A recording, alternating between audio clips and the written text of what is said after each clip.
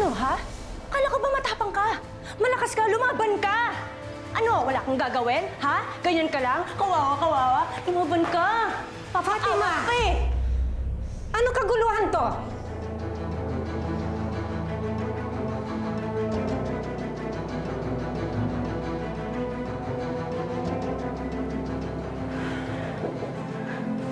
Ako nang bahala kay Fatima. Pumasok ka na. Patingnan mo kay Agape yung mga sugat mo.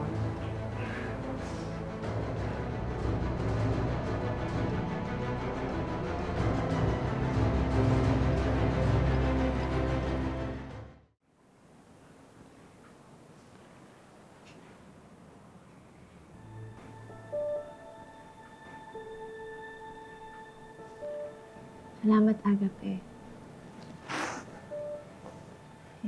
Paano si Fatima? Sinong gagamot sa kanya? Huwag mo na siyang alalahanin, ho. Kaya ng sarili niya. Tinuruan kami ni Mother Hera ng first aid. Dahil na-expect niyang may tendency magkasakit kami. Sa totoo lang, Agape, ayoko naman talagang patulan si Fatima eh. Ginalit lang talaga niya ako. Gano'n naman talaga si Fatima. Mukhang lagi naghahanap ng away. Ng gulo. Kasi bored na siya. Kaya naghahanap yun ng kahit anong excitement sa buhay. Dahil para kay Mother Hera, para kaming mga babasagin na dapat nasa cabinet lang. Binibigay naman niya lahat ng gusto namin. Hindi nga lang yung kalayaan na gusto magkuha ni Fatima. Sige, mabihis ka na. Salamat, Agape, ah.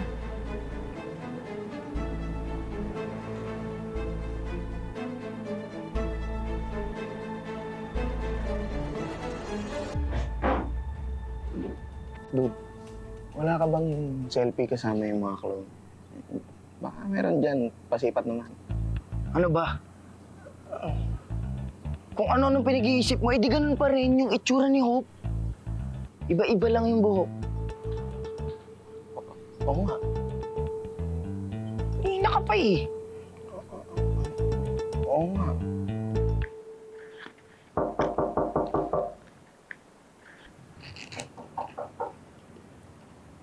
Pasok.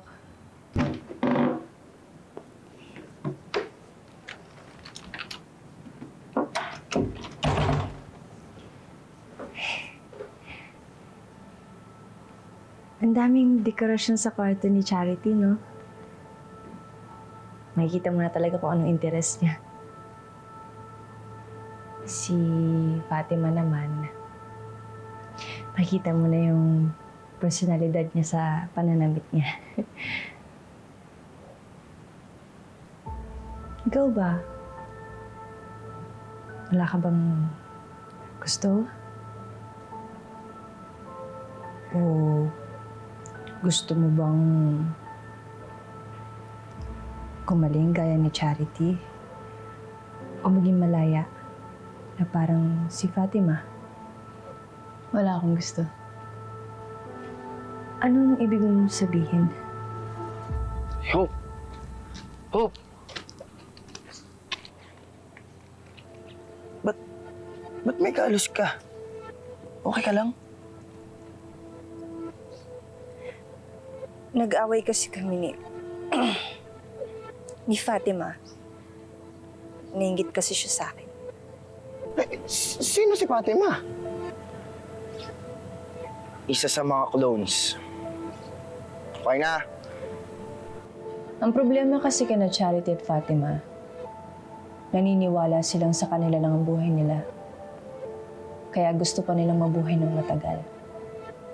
Kaya gusto pa nila ng maraming experience.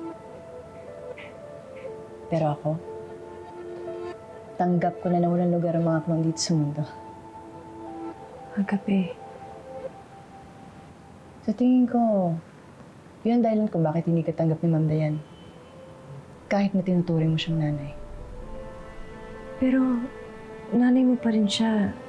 Ayaw mo ba siyang makilala? Hindi, Hope. Kung may nanay man ako, si Mother Hera yun. Wala naman akong nararamdaman sa DNA niya. Alam mo, pwede na tayo umalis dito eh.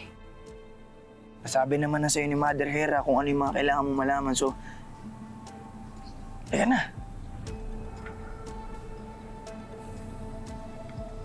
Alis tayo? Oo.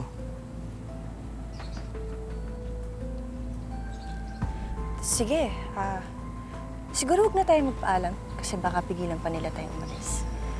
Pwede na tayo umalis ngayon. Oo, tara. Tara, Denver, dalihan mo.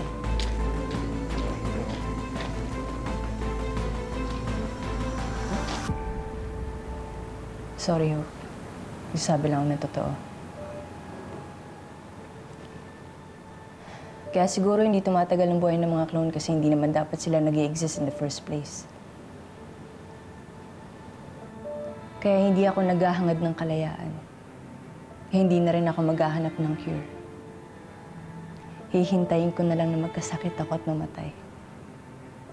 Dahil doon naman din ang punta natin lahat.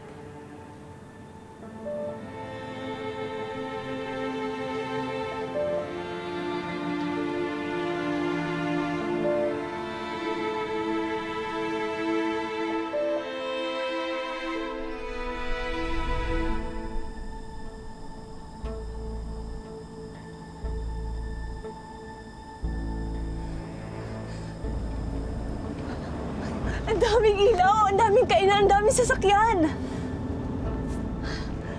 Di ba nakailang balik ka na dati dito sa Maynila? Hindi naman kasi ako masyadong nakakapasyal. Kaya mo mag-enjoy si Hope. Tagal-tagal nakakulong nito sa lab ni Lucas eh. Uy, tara, kain tayo. Gutom na ako eh. Talaga ba? Sige. Kakainin natin lahat ng gusto mo kainin. Makita lang itang ganyan kasi. Talaga? Salamat. Brother, ang tamis mo ah. Ralph?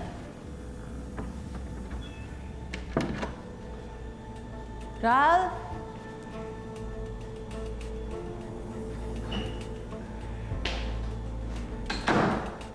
Hope? Hinahanap ko lang po sila, Ralph. Umalis na sila. Po? Wala na yung sasakyan nila sa labas. Akala ko magkakasama kayong tatlo. Ha? Paano naman mangyayari yun? Hindi naman sila aalis nang hindi po ako kasama. Si Fatima? Nasaan si Fatima?